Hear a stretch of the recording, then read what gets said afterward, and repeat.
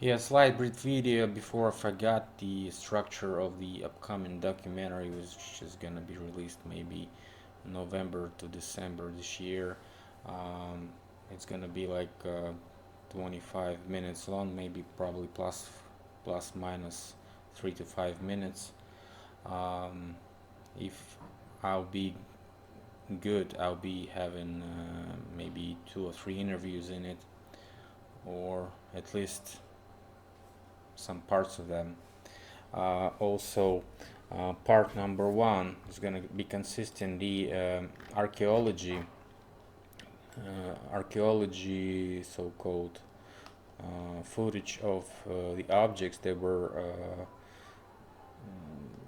was done in 19th century. So this is just the beginning of 20th century and the end of 19th century. All this footage was done in archaeological site missions, so they are pretty much original and decent enough to make a review on them.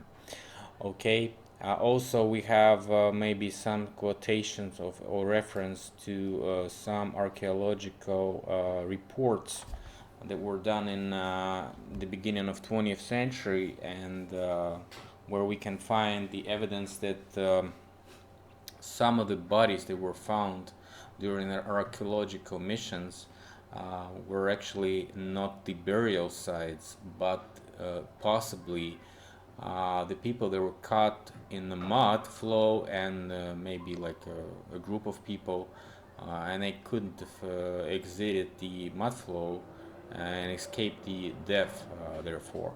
So this is pretty nice. I'd say pretty nice, although it's very awful occasions that were worldwide, and probably that's why we see um,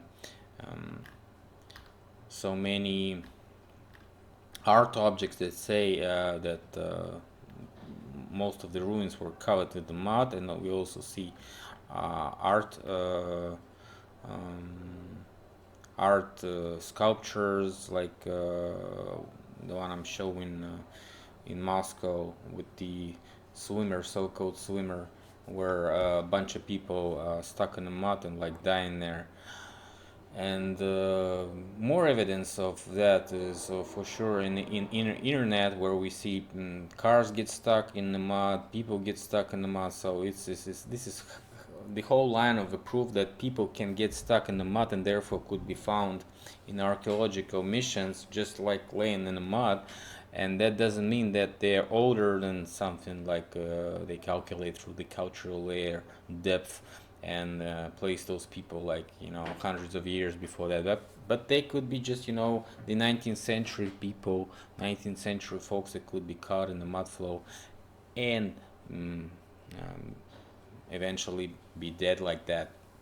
So this is also the part of two, and maybe the third part we're gonna be bringing the best footage that we could get on Moscow, on the surrounding areas in Russia, maybe some towns of Russia, which also proves something like we can bring some information on star forts as a worldwide architectural style, and also pull it tighter to Russia as the possible last part of the empire, which was called the Grand Tartary. That's why we need more footage on griffons worldwide, and if you guys can send me any griffons in your areas that pictures on the buildings, that could also bring more information on how wide the griffon culture was spread before the mud flood. And also the griffons are well-known guards of Great Tartaria, so that kind of proves that all those areas were in one union, cultural union, as I've been calling it before, the cultural union on Atlantis, and it has many names. Um, one of the names was one of the last names was Hansa Union, which was on the ruins of the Atlantis, and was kind of trading with all these nations that were left after uh, the breaking of the union and the empire itself. So uh, So this is kind of proves us that this part kind of proves us that we have much evidence in Russia that Russia is connected to Great Tartary, and the Great Tartary itself could be spread at least in Europe and many more cities.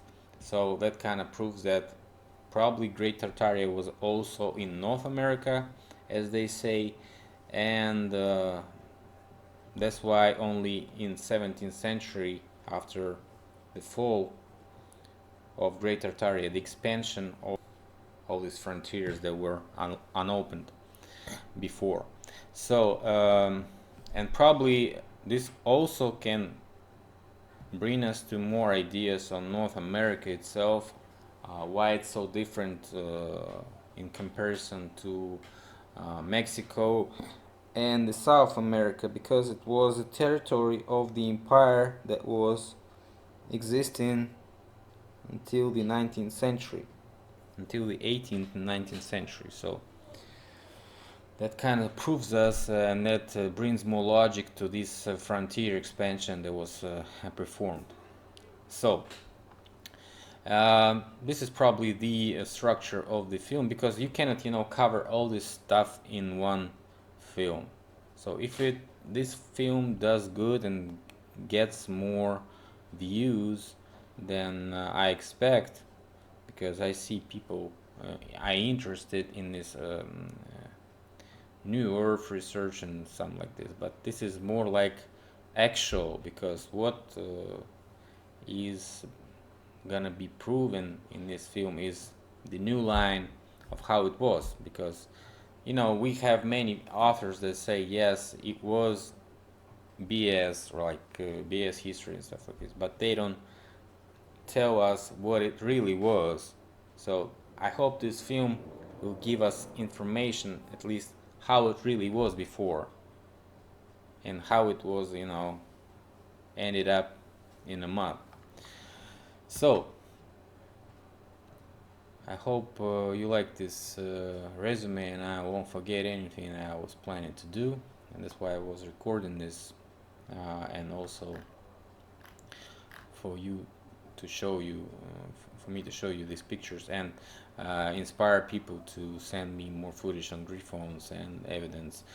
Yes, of course, those who are already researching in their own channels like Mudflood, Rebel Without the Union, I don't have much time to, contact you personally, guys, but if you hear me, if you can send me any footage, and I'll brand you as a footage sent by your channels, and of course you'll be mentioned in this research, because I don't want to, pull it up completely to one channel. Everybody who does the research can also be uploading the parts of the videos with their or something like this, so with their comments and stuff like this, so they can also comment on the video, because it won't be it can be not monetized, because not monetized videos don't get into the recommended. They get very little percentage of the views of potential viewers. So we're gonna put all these monetization efforts to monetize this video as much as possible, for people not to escape it. So I'm gonna be like putting like 3 ads in this 25-minute video. So I hope YouTube will like it, and if people watch it, it will bring it to the bigger audiences and provide it as a recommended video. So I hope nobody will be pissed off of 3 ads in the video, but we have to do it because it's a real way to increase the views. Okay, so thanks lots for watching, and see you later. Bye.